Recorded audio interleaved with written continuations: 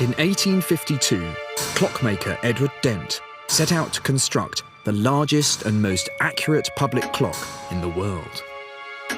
It took 7 years to build, a testament to a very human need. Our modern-day lives are completely driven by precise measurement. Take Big Ben. For over 150 years, it's been ringing out the correct time to the people of London. When built, it was an engineering marvel, accurate to an incredible 1 second an hour. But times have changed. Today, we can build clocks which lose 1 second in 138 million years. And now there are plans for a clock accurate to within 1 second over the lifetime of the universe. What is it that drives us to such extremes of ever greater precision? Why do we feel the need to quantify and measure, to impose order on the world around us? Since our ancestors first began to count the passing of the seasons, successive civilizations have used measurement to help master the world around them. It's taken us to the moon and split the atom, and it fascinates me. Ever since I was young, I've been obsessed with measuring things, trying to make sense of the world around me. Where do those measurements come from?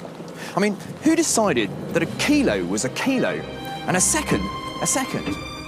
What we measure, how we measure it, and how accurately we can measure it are surprisingly complex questions. Questions which have obsessed generations of great minds and created a system that describes everything in our world with just 7 fundamental units of measurement. And the quest to define those 7 units with ever greater precision has changed our world.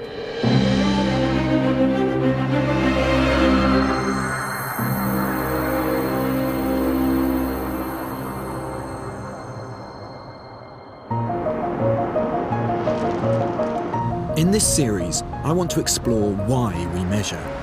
What drives us to try and reduce the chaos and complexity of the world to just a handful of elementary units? In this first programme, I'm going to be looking at 2 of the most fundamental measurements, namely the metre and the second. It's likely that time and distance were the first things people ever tried to measure. They seem closely linked in our minds. We even talk about length of time. And as we'll see, time and distance are inextricably connected by modern science. Being able to measure time actually means spotting patterns, and that's actually a very mathematical way of looking at the world. In fact, measuring time is an incredibly sophisticated act. So where did it all begin? Our ancestors would have first picked up on the patterns of the seasons, marking time as the leaves turned brown, or the days got shorter, when rivers flooded, or berries ripened. These very practical observations would have helped them in the daily struggle to survive. One of the first examples of humans' attempts to measure was discovered here in southern France by 4 teenagers and their dog called Robot. It was 1940, and the 18-year-old Marcel Ravida was exploring these woods when he came across a hole where a tree had been uprooted by a storm.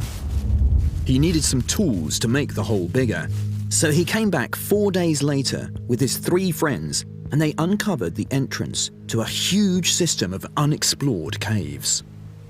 But what they discovered inside was even more exciting.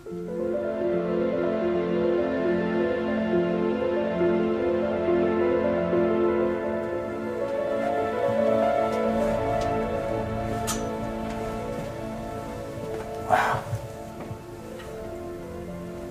The boys must have been absolutely staggered to come in here and see these images painted on the wall.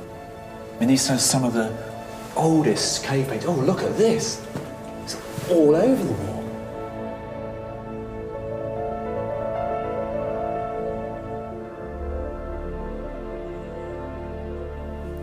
Marcel and his friends had discovered some of the earliest cave paintings ever found. These date back 17,000 years and were painted by Cro-Magnon man. It's beautiful. You can really feel the energy of these animals kind of rushing across the walls.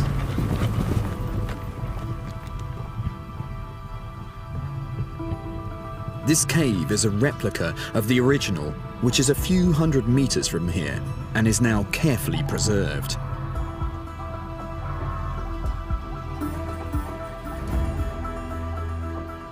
Dr. Michael Rappenglück believes these paintings are evidence of man's first attempt to measure time. That's one. It's very, very beautiful. I can see the little things. Yes. To him, this is a giant calendar. The clues lie in these strange patterns of dots. Each dot represents a week. 13 dots represent 1/4 of a year. His theory is that each 7-day phase of the moon, what today we'd call a week, is marked with a dot on the wall to chart the passing of time.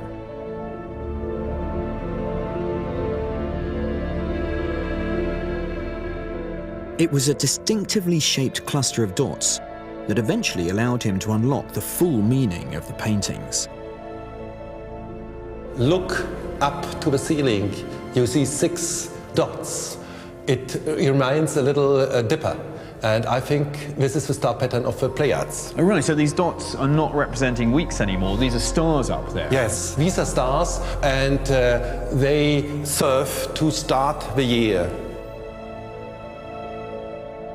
When our ancestors saw the stars form this same alignment in the sky, it would mark the start of their year. Dr. Rappenglück believes the animals have meaning too. The stag represents autumn equinox, and it's starting a time cycle to the horse. The horse represents springtime, and you see the horse is pregnant, highly pregnant. So 3/4 of a year are represented on the wall. So it's the star calendar, followed by the calendar marking the weeks, that allows them to know when the stags are rutting, Yes, or indeed. the pregnant They animals. synchronized biological rhythms of the animals with astronomical rhythms. It's an extraordinarily sophisticated system Yes. for 17,000 years It is. ago. It It's is. amazing.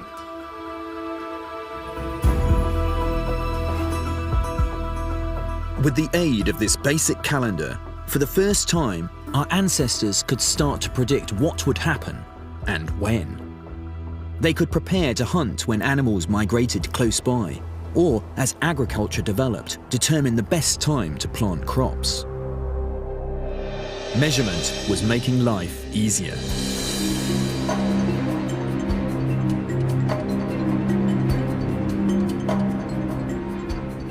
But as communities grew, so did the need for more precise timekeeping, beyond the cycles of the moon, the stars, and the seasons.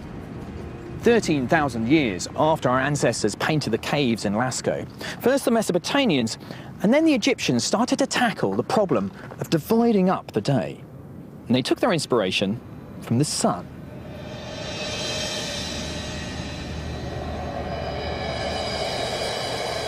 By observing how the length of a shadow changed through the day, they found an easy way to measure time. And they used a device just like this. This is a replica of an ancient Egyptian sundial, and it's one of the first instruments ever created to measure time. Now, at midday, this stone here would have cast no shadow, but as the day went on, the shadow would get longer and longer. So the ancient Egyptians decided to divide the day up into 12 units. And you can see the lines here. We've got 1, 2, 3, 4, 5, 6 lines for the afternoon and 6 for the morning. It's just coming up to 3 o'clock. By linking time and distance, they could reliably measure shorter periods of time, telling the time by measuring the length of a shadow.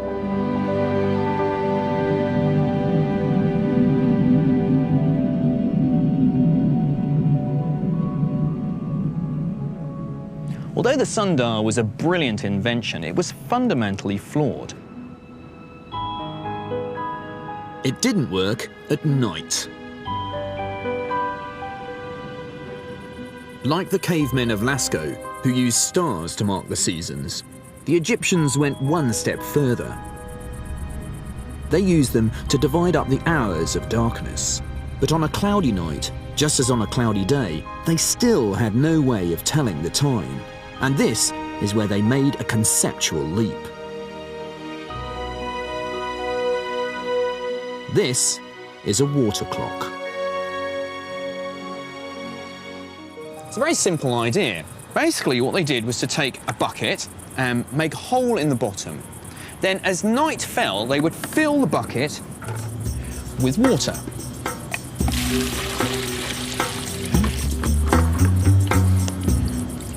Now, as the water drips out, they can use lines marked on the side of the bucket to tell how much time has passed through the night. They could measure 12 hours independently of the sun or the stars. But why count 12 hours at all? The answer lies in how business was done thousands of years ago. Throughout the Middle East, the number 12 and the number 60 were important in commerce. They're numbers that were familiar to traders in markets just like this. And the reason they used them is all to do with arithmetic. Well, as a mathematician, I love the answer because it's about the mathematical properties of these two numbers. They're highly divisible.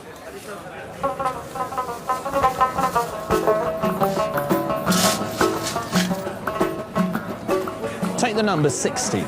I can divide 60 beans into 6 groups of 10 beans, 5 groups of 12 beans, 4 groups of 15 beans, 3 groups of 20 beans, 5 there, 2 groups of 30 beans, or 1 group of 60 beans.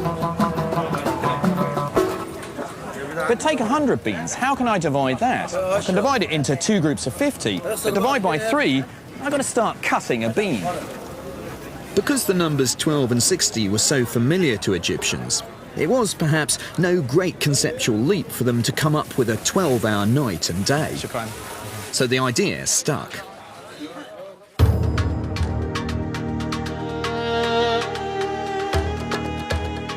It wasn't just the measurement of time that the Egyptians needed to tackle.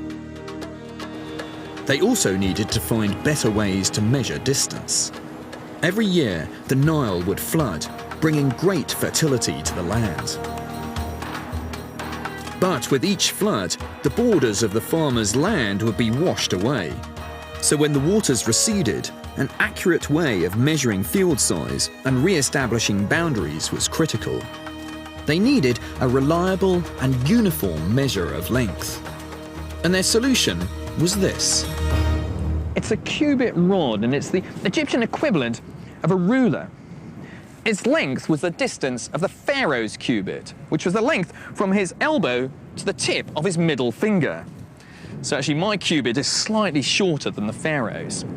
But this led to the Egyptians creating some of the most remarkable buildings the world has ever seen. This is the Great Pyramid of Cheops, built over 4,500 years ago for the 4th dynasty pharaoh Khufu. It's said 20,000 men took 20 years to build it, using over 2 million limestone blocks, all meticulously aligned and measured with the cubit rod. This is a miraculous building. The length of the side is 440 cubit exactly. Exactly? Exactly. Wow. And the height is 280 cubits exactly. Also, it's very square. It has perfection in every part of it. Absolutely, and with so many people working on it, spread over, I guess, a large area in a large amount of time, Yes. I mean, actually having a standard unit of measurement must have been absolutely essential. Exactly. They had a rope which is 100 times this.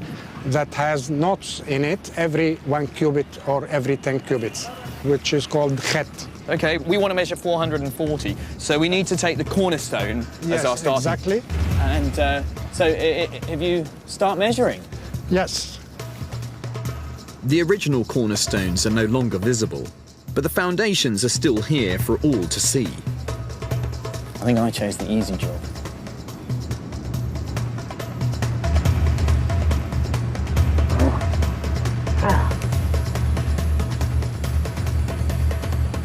$430? Wow. 440 cubits, You pretty see? much on the knot. Exactly.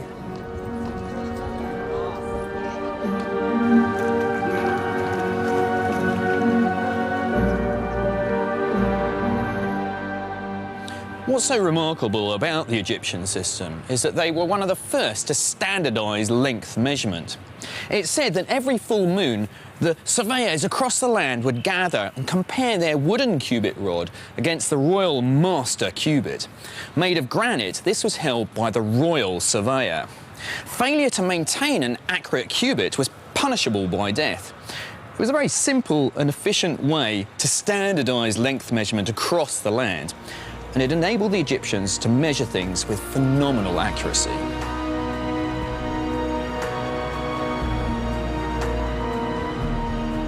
Mastering and standardising time and length measurement was really key to the success of the ancient Egyptian empire.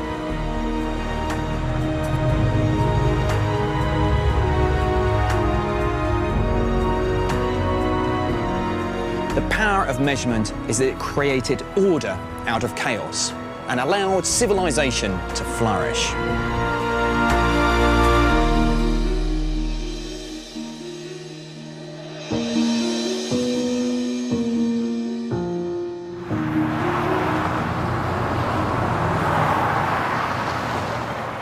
The standardization of measurement, which began here in Egypt several millennia ago, is now central to all our lives. Nearly every country in the world has a national measurement body whose master lengths and weights are calibrated by one international body. A little bit like the modern-day pharaohs trying to bring standardization of measurement across the globe. But despite the obvious logic of having one international system, it hasn't been completely embraced. Take me, for example. I'm going to the airport in this cab, which measures its speed in kilometers per hour and miles per hour. When I'm up in the air, they'll be measuring their altitude in feet. My clothes are measured in inches, and my shoes are measured in, well, frankly, I've never quite understood what the unit of measurement for shoe size is. Shoe sizes aside, standardization of measurement underpins all modern science, though the road to standardization has not been an easy one.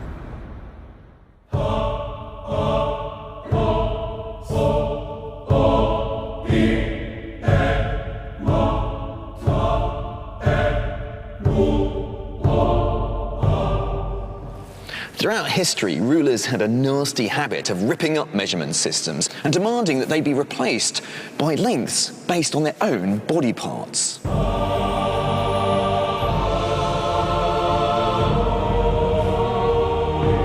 In 12th century England, the yard was defined as the length from the tip of the king's nose to the top of his outstretched thumb.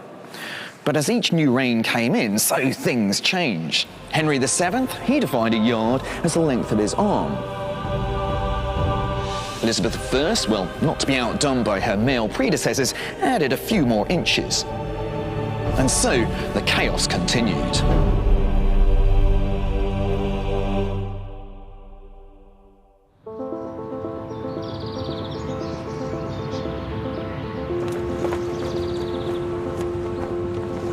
Lack of standardization was a problem on the continent too. If you thought the British had it bad, then spare a thought for the French.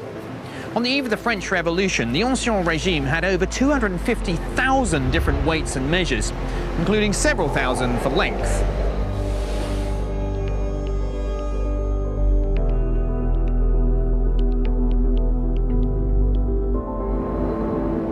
By the end of the 18th century, people realised that something needed to be done. Trade was impossible and open to fraud, navigation was treacherous, and building plans made by an architect in one city couldn't be reproduced in the other because they didn't have the same measurements.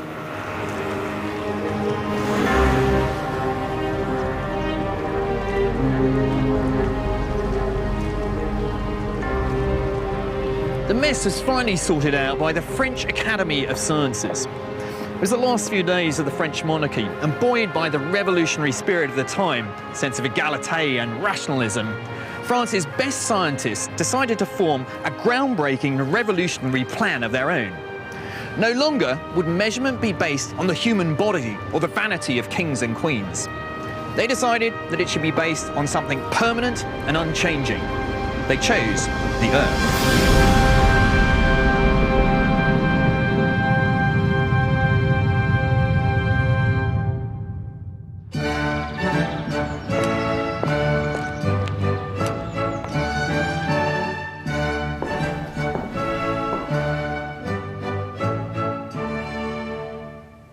It's really exciting to be here. This is really one of the great scientific centres in the whole of the world.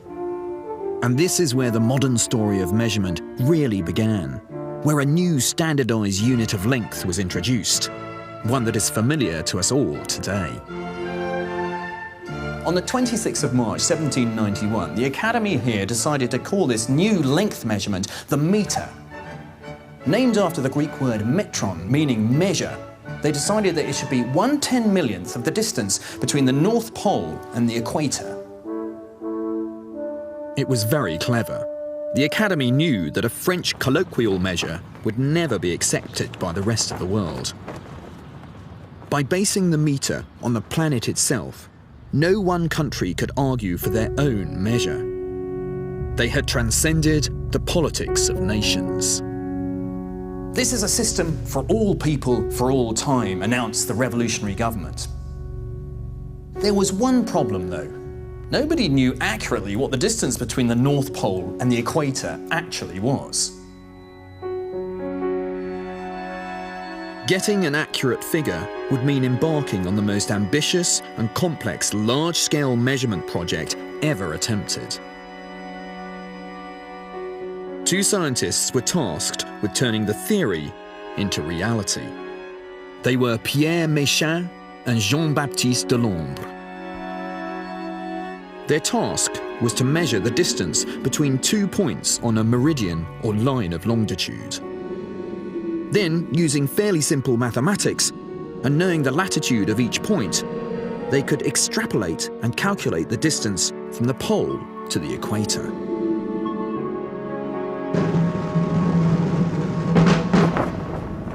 This experiment would be difficult enough under normal conditions, but France was in the middle of a revolution. It was a dangerous time to have big ideas that were not necessarily easy for the new order to understand.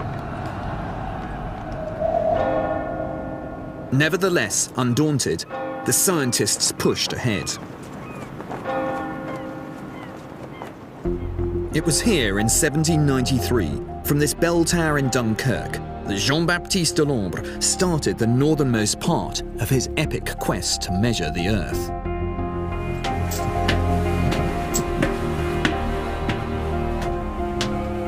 While 800 miles to the south, Barcelona was chosen for Pierre Méchain.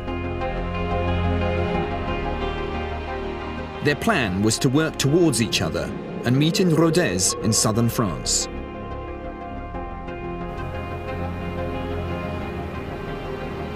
You can imagine Delambre's excitement as he stood up here 200 years ago, ready to start his journey. A journey that would take him 7 years to complete.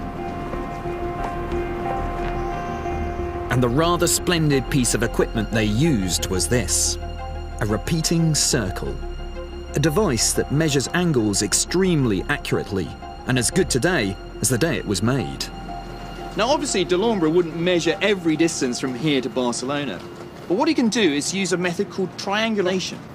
So the first point of the triangle is the top of this belfry. Then Delambre would have looked across the countryside trying to find two high points, And he would use this piece of equipment to line up the telescopes on those two other points. Then all he had to do was measure the angle between the 2 points and measure the distance to the closest one. By then moving to the next high point and measuring the angles again, simple geometry gave him the distances between all three. So it's an amazing principle, because just one measurement of distance and then there's triangles all the way to Barcelona.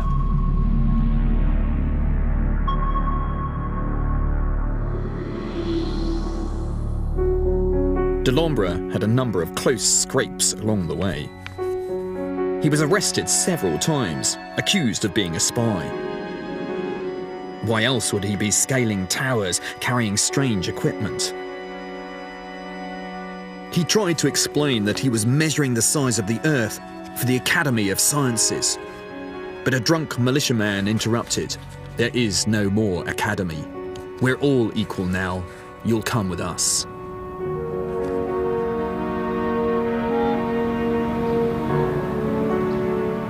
But in general, they were literally above it all. On rooftops, towers and church spires, they carried out their quest. It was an extraordinary feat. 7 long years later, the two men had measured the exact distance between Dunkirk and Barcelona. Now the meter was just a simple calculation.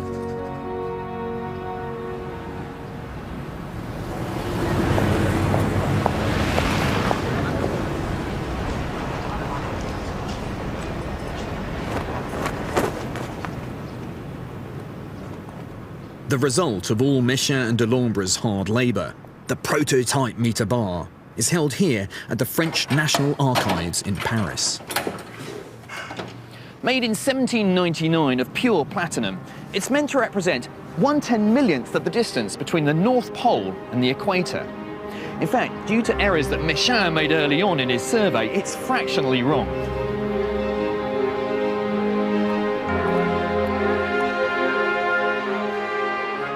The errors that Mechin made were pretty much irrelevant, because for the first time, the world had a unit of length that was based on something they believed was permanent and unchanging: the Earth.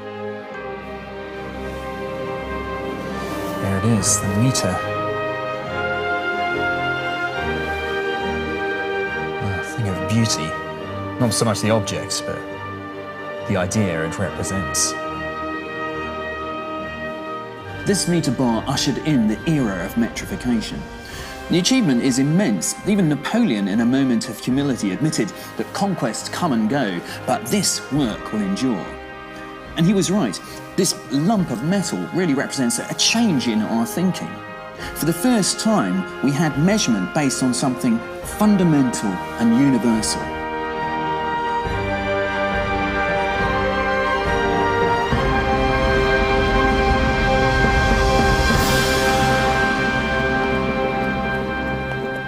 The concept was brilliant, but the meter's triumphant arrival was not embraced with universal enthusiasm. In fact, it took several decades before the meter was finally accepted as a standard international unit of measurement.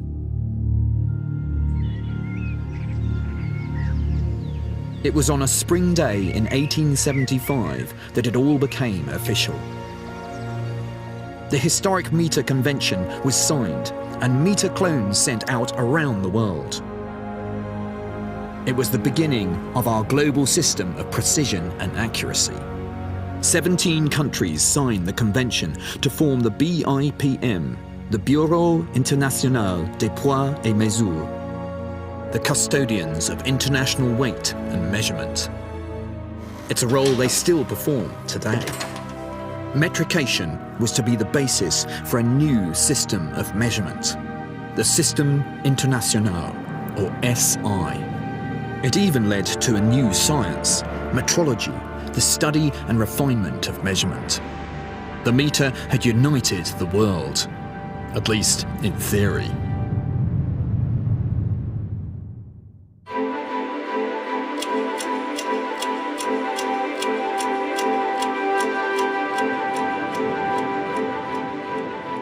Alongside the meter, seismic changes had happened in how we measured time. For more than 3,000 years, the sundial was the timekeeper of choice across the world. But it was not without its problems.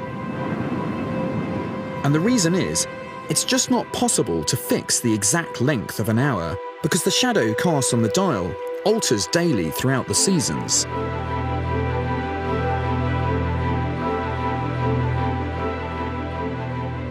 The Greek astronomer Hipparchus was the first to notice the equal length of day and night at the spring and autumn equinoxes, and that this could give us a standard for setting a fixed length of hour.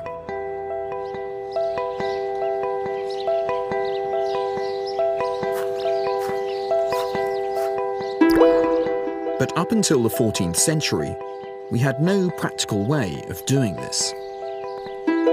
It took the invention of the mechanical clock to change everything.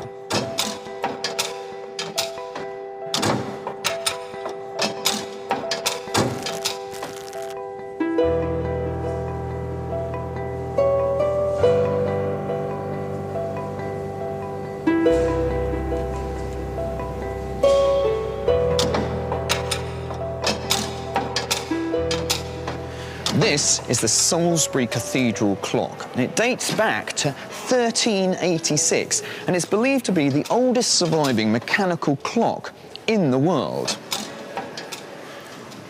For me, this is an absolutely staggering achievement. I mean, this is the 14th century, the medieval time, and here a blacksmith and a stonemason have created something that is able to regulate time.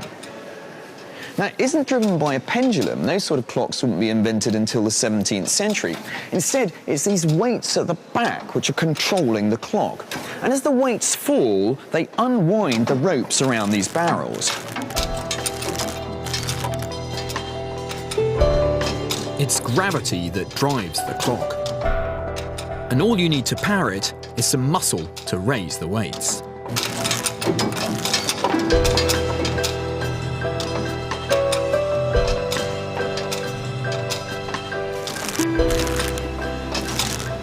The intriguing thing is, there isn't any clock face on this clock. It was already quite an achievement in that time to get that bell to bong every hour.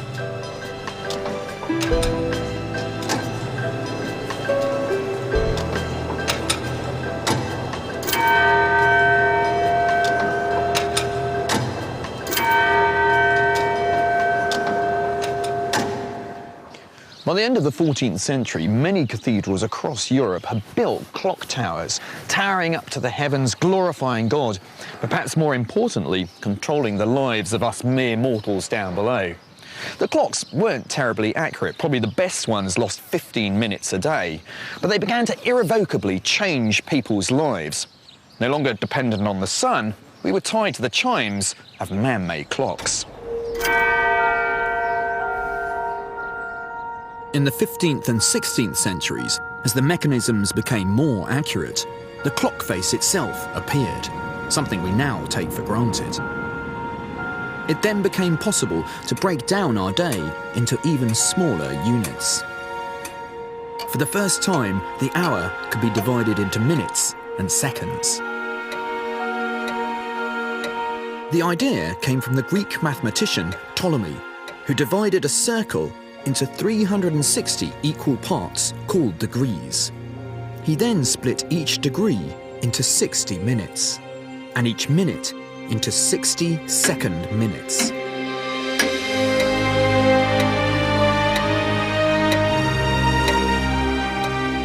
Which gave us the words we use today.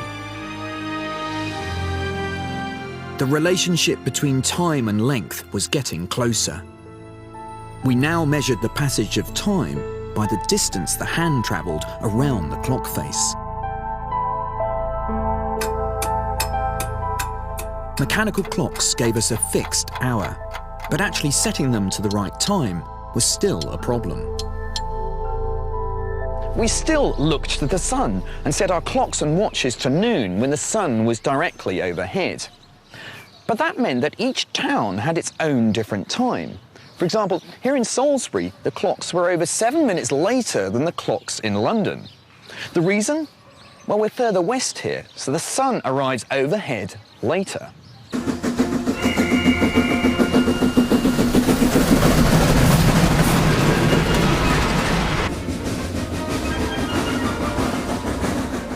But with the development of steam power in the early 19th century, things had to change.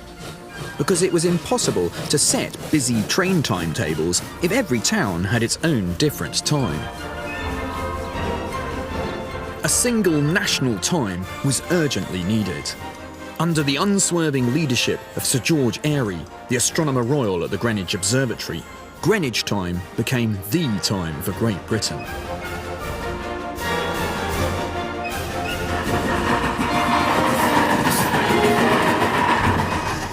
The railways were the first to switch their entire timetable to this new time.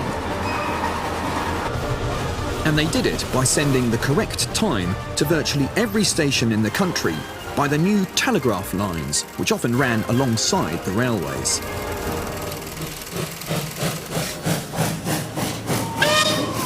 Gradually, national and international time became essential for business. And in 1884, Greenwich time was universally adopted as the basis for a new system of international time zones. The reason for its enthusiastic adoption was because the Greenwich Observatory produced the most accurate nautical almanacs used by mariners throughout the world.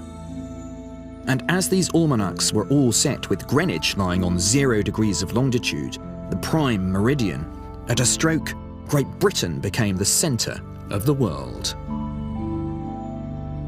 Time was no longer calibrated locally by when the sun was at its highest. It was set astronomically at Greenwich.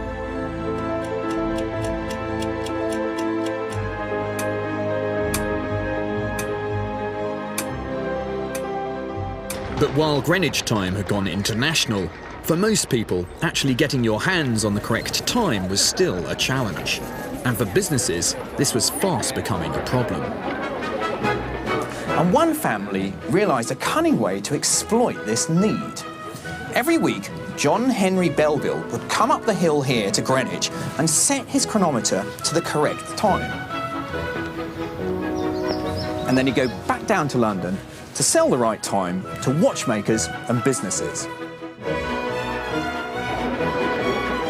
By the 1940s, thanks to the radio and cheap clocks and watches, we could all run on time. Time was money.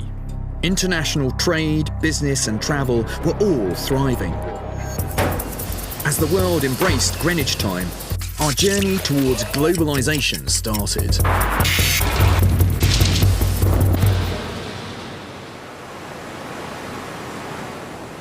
While universal time was transforming our world, the same could not be said for the meter.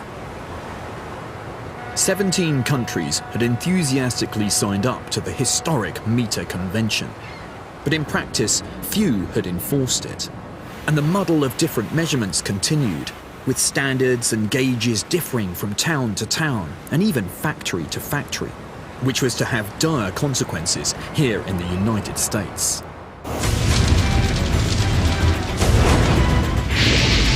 When a huge fire ripped through the American city of Baltimore in 1904, a disaster of epic proportions was unfolding. As fire crews from the nearby cities of Washington and New York rushed to the scene, all they could do was sit and watch the inferno engulf the city. None of their fire hoses would fit Baltimore's fire hydrants. Despite being less than 200 miles apart, all the fire crews were using different sized equipment. The fire raged out of control for 2 days, destroying 1,500 homes.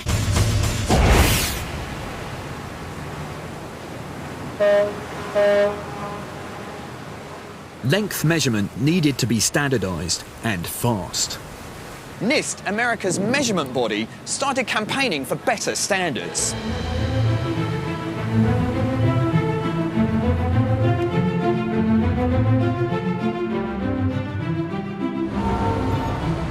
Spurred on by the NIST campaign, American industrialists soon realized that they could capitalize on improvements in accuracy. Henry Ford started commissioning increasingly accurate gauges and measures.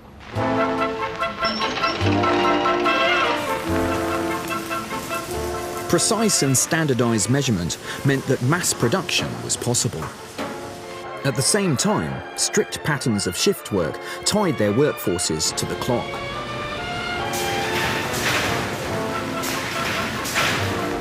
It was the dawn of the modern age. For the first time, millions of identical parts could be produced at rapid speed and minimal cost. The American boom was underway. And when you see inspectors checking parts for accuracy to dimensions measured in 10,000ths of an inch, you see where quantity production of quality products actually begins. Because parts must fit together perfectly. It would provide a profound lesson to the world.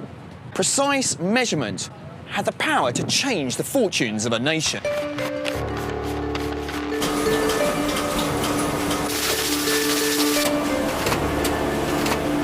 But the problem with any technological breakthrough is no one quite knows where it will lead. It took the paranoia of the Cold War and the resulting arms race to trigger the next big leap in length measurement. And it led us further than we ever thought possible. But history and our own conscience will judge us harshly if we do not now make every effort to test our hopes by action. The stakes were rising, but our level of accuracy was failing to keep up with our aspirations. Up to the 1960s, we could measure with an accuracy of 1/10,000,000th of a meter. But an error of this magnitude in the components of a rocket navigation system would mean missing the moon by 4,000 miles. Now, the challenge was to improve the accuracy 100-fold. We choose to go to the moon in this decade and do the other things, not because they are easy, but because they are hard. Because that goal will serve to organize and measure the best of our energies and skills. The meter bar was no longer accurate enough. A new and more precise way of measuring length was needed. And the answer lay in the fundamental properties of the universe. It was the dawn of the quantum age.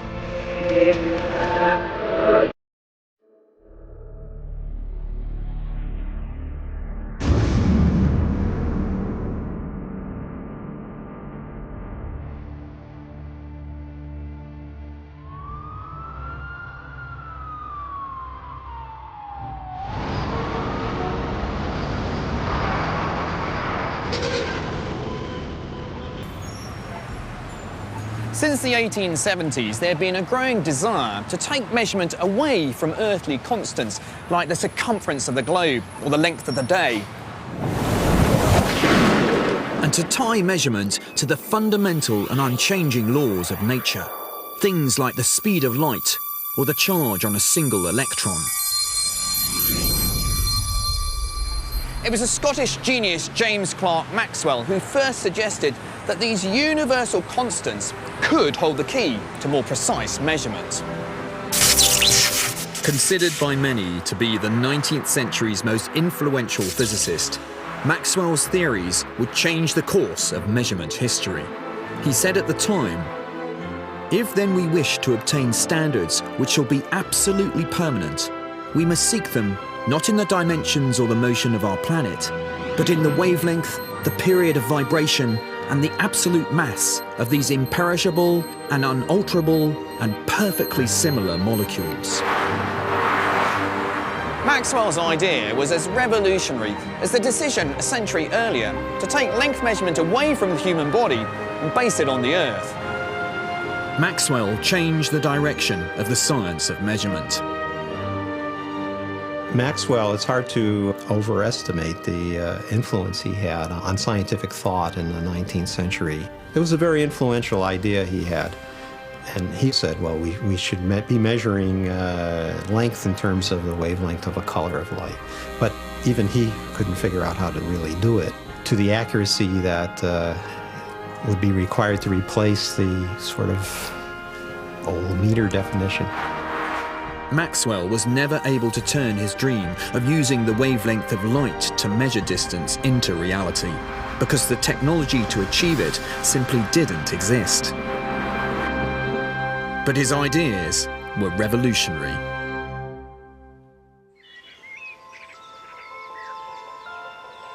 It wasn't until decades later, a scientist at the BIPM, the same place where the world's master meter bar is held, would start to bring Maxwell's vision to life. Albert Michelson began to design and build machines called interferometers that would actually measure the wavelength of different light sources. So this is one of Michelson's original interferometers. So what was he using it for, and how did he use it? Well, he wanted to demonstrate that it would be possible to measure a wavelength of light, because light travels in waves, and then in a future time define the meter in terms of this wavelength of light. Wavelengths of light are invisible to the human eye. Michelson's genius was realizing that when light is split and then recombined, it forms a unique pattern called interference that can be used to count wavelengths. So by counting how many going from light to dark, take a meter, divide by the number of those, you'll get the wavelength of light, something that you can't see with your naked eye. Right. What he had to do was build up from a wavelength of light to a meter. And in a half a millimeter, there are about more than 1,000 wavelengths of the... Extraordinary. It was the breakthrough that was to change the destiny of the meter.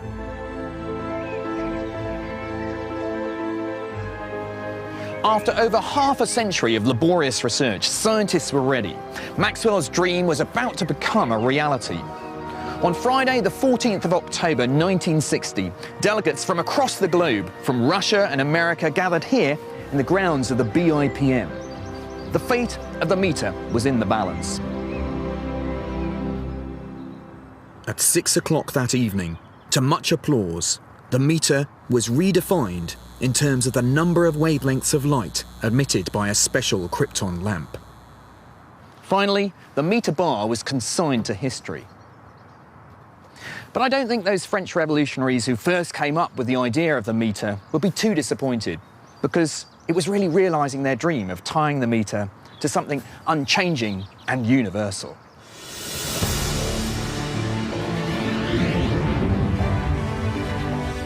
Distance could be measured accurately using a universal constant, the wavelength of light. But how could we put this new science into practice?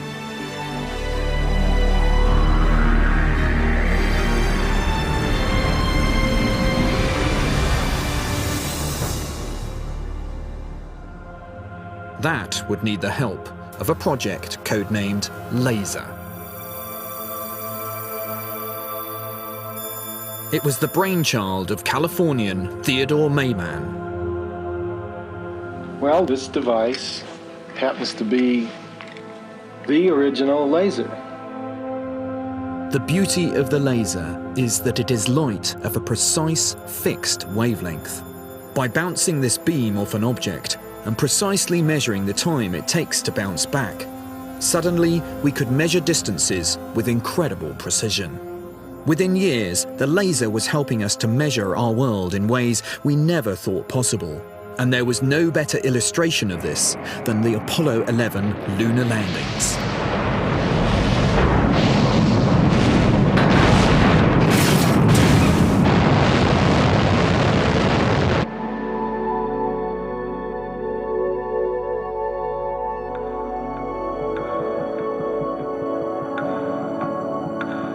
One small step for man, one giant leap for mankind.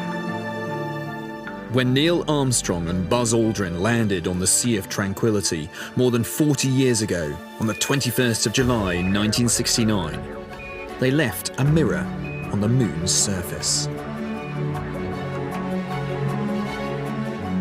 When astronomers later fired a laser pulse at it, Mayman's invention was also about to make history. The beam took just 2.5 seconds to reflect back to Earth. For the first time, scientists could calculate the distance to the Moon at any phase of its orbit to an accuracy of 3 centimeters.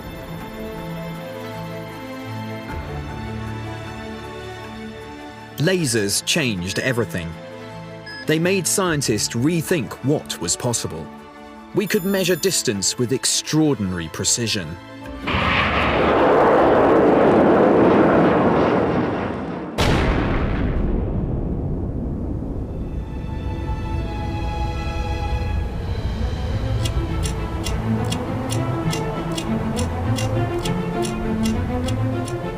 Distance was tied to a universal, unchanging constant, but time was not. The second was still based on the rotation of the Earth, which is actually rather variable.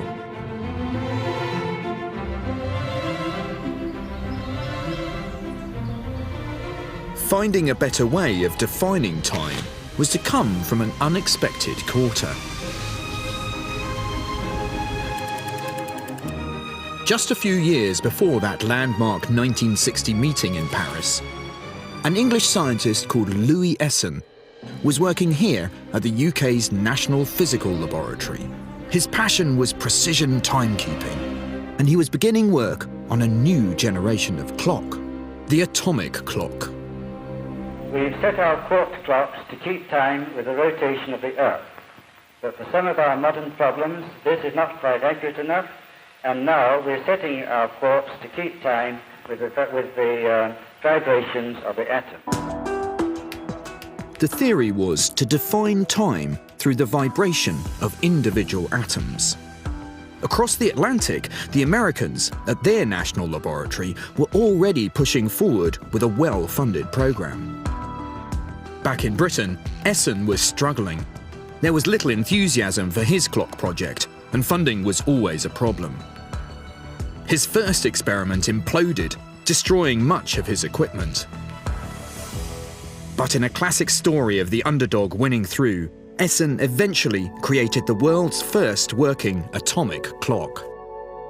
It was called the Cesium-1, and it was accurate to 1 second in 300 years. The second was no longer based on the movement of our planet.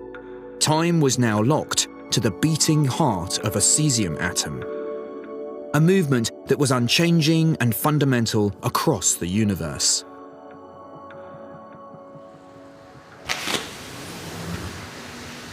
In Britain, the latest incarnation of Essen's atomic clock is the CSF-2. It's one of a global network of atomic clocks that sets our time. To most people, this doesn't look like a clock at all, so how does it actually measure time? Well, what we're doing here is using lasers to slow down cesium atoms. We form a cloud of very slowly moving cesium atoms, and then we use the lasers to throw that cloud upwards through an enclosure containing microwaves, and then we fall back down through it a second time under gravity.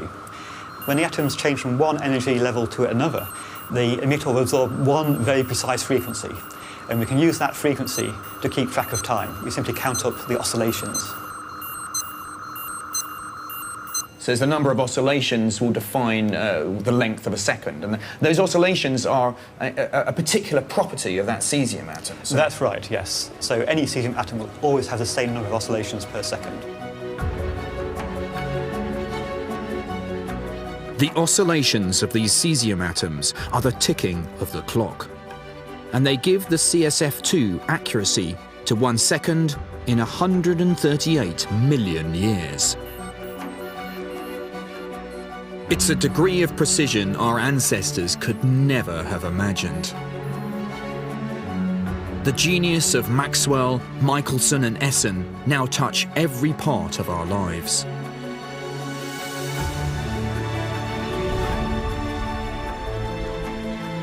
They could never have guessed their work would one day be at the centre of everything, from our banking systems to phones, GPS and the internet.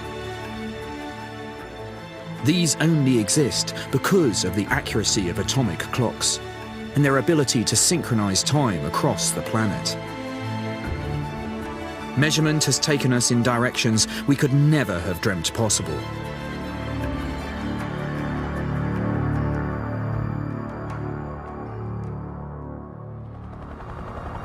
But the story doesn't end there. In one last twist, scientists looked at the meter again and realized that they could now redefine length using the new accuracy of the second. It was 1983, and in a collaboration between different measurement labs across the world, atomic clocks measured the speed of light with incredible precision. The meter could finally be defined by how far light travels in a tiny fraction of a second. Time and length were intimately intertwined.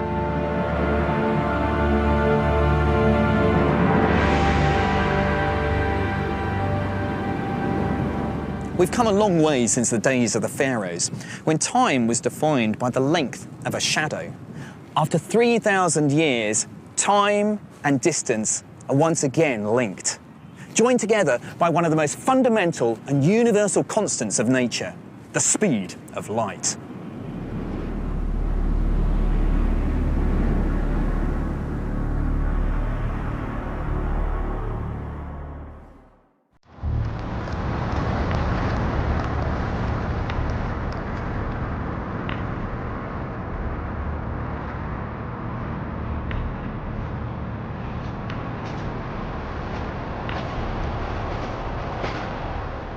Despite all the great advances in time and length measurement, the quest is still on. Scientists are trying to create ever more accurate clocks, clocks that will only lose 1 second in the lifetime of the universe. And once they're deployed, we can only begin to imagine how it's going to change our world. Instant communication, quantum computers, planes that can land themselves. Science fiction will become a reality. And that's the beauty of measurement. Every leap in precision, from the cubic rod to the atomic clock, has led to a technological revolution. Through history, measurement has changed every aspect of our lives. Splitting the year into seasons and lunar cycles allowed man to plan ahead for the first time and gain advantage over the rest of nature. Dividing the day still further into 24 hours was the bedrock for civilization. The fixed hour controlled the working day. And uniform national and international time allowed the globalization of industry. The world would never be the same. The story of measurement has shaped and changed our history, and will continue to do so as we delve deeper into the atomic fabric of the universe in search of greater precision.